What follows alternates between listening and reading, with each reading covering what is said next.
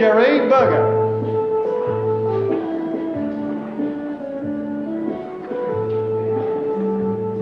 They've just held the Deb Ball at Nimbin. Local girls present themselves for initiation to Police Superintendent Clout of Lismore. Miss Rhonda Bryan, Hon. Robert Woodcock. A stylised ritual with the sweet vibrations of country culture.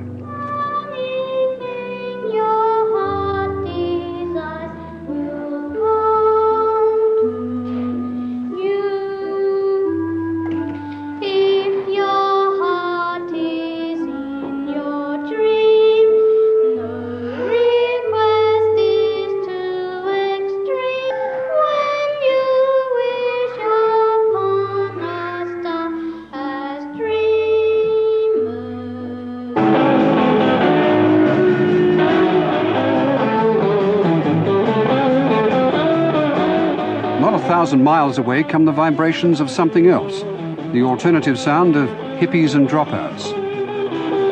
And across the main street, the decorous Deb stepped to the sound of another drum.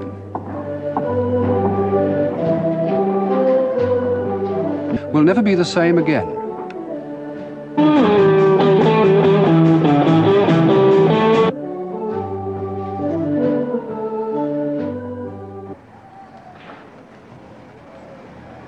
100 years ago, it took a week for the pioneers to travel from Lismore to Nimbin, a frontier town with a frontier mentality, a do-it-yourself town for generations, and now it's do-it-yourself with a vengeance. The Aquarius takeover must be the most unlikely experience in the village's history. The signs point away from local values and traditions. The festival's an exercise in rejecting the uptight social order. Some of the locals think it's an exercise in arrested development.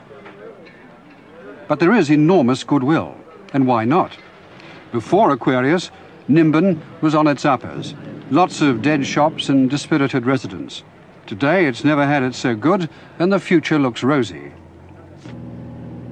You could search for and not find a nicer little town, encased in hills and folding pastures and a rainfall of 80 inches.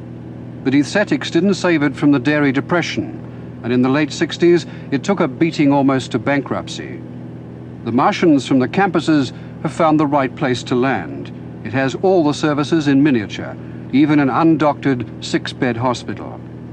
But above all, it's a private place off the semi-trailer and tourist track. It's fairly conservative. Nimbin is co-hosting the Aquarius. Nimbin's biggest landowner, a festival prime mover, is Dave Smith. Well, Aquarius came to Nimbin and put a proposition to the townspeople that they had inspected various towns on the north coast. They'd had problems in the south previously, and they wanted to get up where it was more sunshine, warmer in the winter months, over the May vacation to hold their festival. And on their preliminary inspections, investigations, they found that Nimbin had everything to offer for them. But what about your own personal feeling, though? You're a very big landowner here. How happy were you about the idea? Well, I wasn't particularly worried. I felt that the publicity that would come from this festival must draw attention to Nimbin. Is that necessarily a good idea, though? Well, that's a matter of opinion, and well, I'm happy to go along with it. Would you say economically it's had a very big effect already? Well, up to date, I dare say that there has been business houses that have done quite well and will continue to do so. As a matter of fact, I think that the business that will come over the festival period will really amaze them. From my observations now, the cafe proprietor and the hotel people are really suffering under the strain of catering for the crowd here already. I've heard the baker's taking on an extra baker too. Oh, this would be for sure, yes. Basil, he's got a very big job producing this hippie bread. Any doubts at all that the hippie population is going to somehow spoil life for people living locally? Change must take place no matter where one lives. The time moves on, and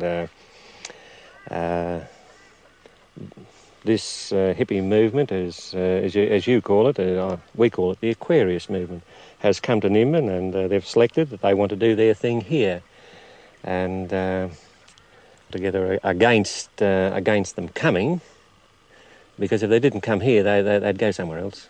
What about your own children? Do you think they might be influenced enough to join this sort of lifestyle? Well, I'm rather pleased that my children can live in the comforts of their own home and see the way these people are living.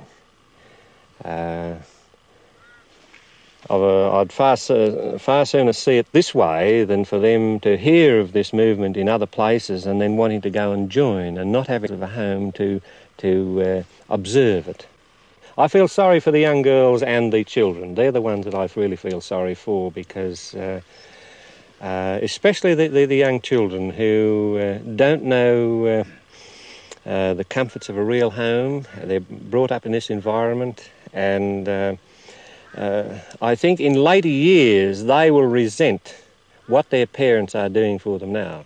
The other misgivings that I've heard are related to sex, because social diseases like gonorrhea and so forth, VD, seems also to be a big worry in the town. Well, in my experience, anywhere there's a large congregation of people, this will raise its head, and no doubt there'll be that percentage of it here.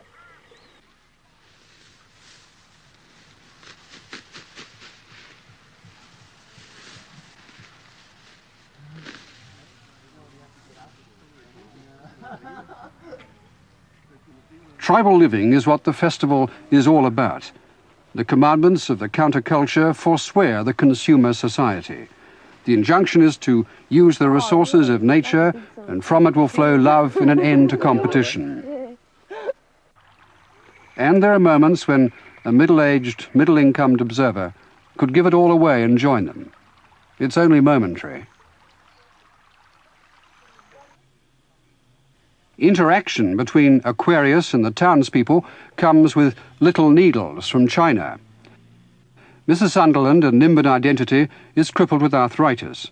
Carol Elliott and her assistant dispense alternative medicine and earn through their acupuncture the gratitude and the gossip of an entire community.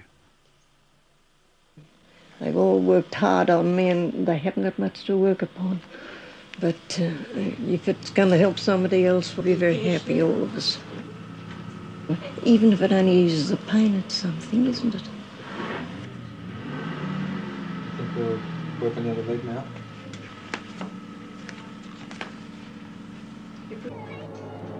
The smell of the alternative cigarette sweetens the main street air, and the word is out that the police are not bent on busting the town. It's rumoured the plainclothesmen are camped in the bowling club. For more than 2 months, festival work have laboured on logistical support for an expected 7,000 visitors. A bulk food store sells at cost, and the honour system of paying for food would make a tough auditor whimper with worry. And the money's not chicken feed. More than $75,000 spent here and there on buying up shops and buildings, then leasing land at $10 an acre. The videotape setup will cost $25,000. Each day, more cryptic notes on the board. Baby, won't you please come home?